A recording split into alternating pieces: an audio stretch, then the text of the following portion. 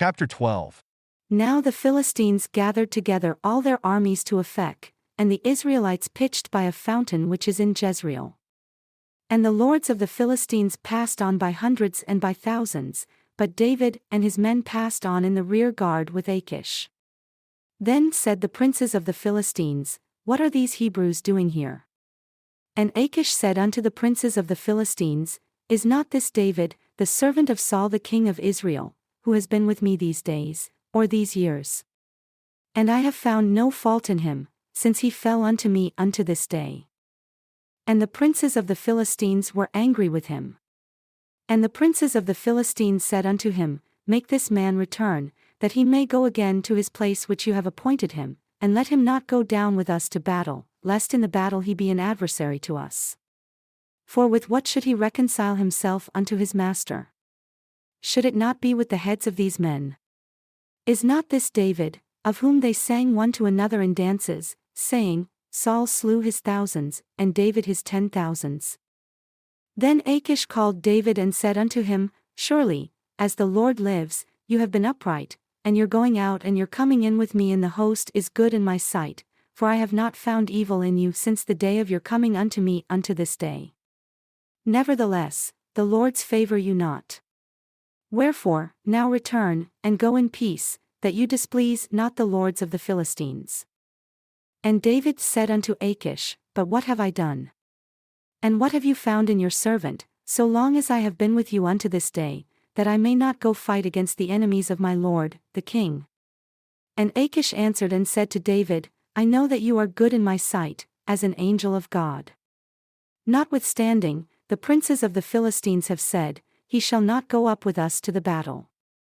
Wherefore now, rise up early in the morning with your master's servants who have come with you, and as soon as you are up early in the morning and have light, depart." So David and his men rose up early to depart in the morning, to return into the land of the Philistines.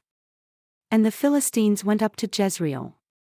And it came to pass, when David and his men had come to Ziklag on the third day, that the Amalekites had invaded the south and Ziklag, and smitten Ziklag, and burned it with fire, and had taken the women captives that were therein. They slew not any, either great or small, but carried them away and went on their way. So David and his men came to the city, and behold, it was burned with fire, and their wives and their sons and their daughters were taken captives. Then David and the people that were with him lifted up their voice and wept until they had no more power to weep. And David's 2 wives were taken captives, Ahinoam the Jezreelitess, and Abigail, the wife of Nabal the Carmelite. And David was greatly distressed, for the people spoke of stoning him, because the soul of all the people was grieved, every man for his sons and for his daughters, but David encouraged himself in the Lord his God. And David said to Abiathar the priest, Ahimelech's son, "I pray you, bring me here the ephod." And Abiathar brought there the ephod to David. And David inquired at the Lord, saying, "Shall I pursue after this troop? Shall I overtake them?" And he answered him, "Pursue, for you shall surely overtake them, and without fail recover all." So David went, he and the 600 men that were with him, and came to the brook Besor, where those that were left behind stayed. But David pursued, he and 400 men, for 200 remained behind, who were so faint that they could not go over the brook Besor. And they found an Egyptian in the field and brought him to David, and gave him bread, and he did eat, and they made him drink water. And they gave him a piece of a cake of figs and 2 clusters of raisins. And when he had eaten, his spirit came again to him, for he had eaten no bread nor drunk any water 3 days and 3 nights. And David said unto him, "To whom do you belong? And where are you from?" And he said, "I am a young man of Egypt, servant to an Amalekite. And my master left me because 3 days ago I fell sick. We made an invasion upon the south of the Cherethites, and upon the border which belongs to Judah, and upon the south of Caleb, and we burned Ziklag with fire." And David said to him, "Can you bring me down to this company?" And he said, "Swear unto me by God that you will neither kill me nor deliver me into the hands of my master, and I will bring you down to this company." And when he had brought him down, behold, they were spread abroad upon all the earth, eating and drinking and dancing, because of all the great spoil that they had taken out of the land of the Philistines and out of the land of Judah. And David smote them from the twilight even unto the evening of the next day. And there escaped not a man of them, save 400 young men who rode upon camels and fled. And David recovered all that the Amalekites had carried away, and David rescued his 2 wives.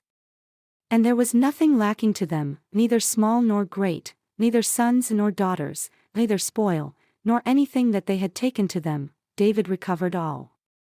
And David took all the flocks and the herds which they drove before those other cattle, and said, This is David's spoil. And David came to the 200 men who were so exhausted that they could not follow David, whom they had made also to abide at the brook Besor. And they went forth to meet David, and to meet the people that were with him.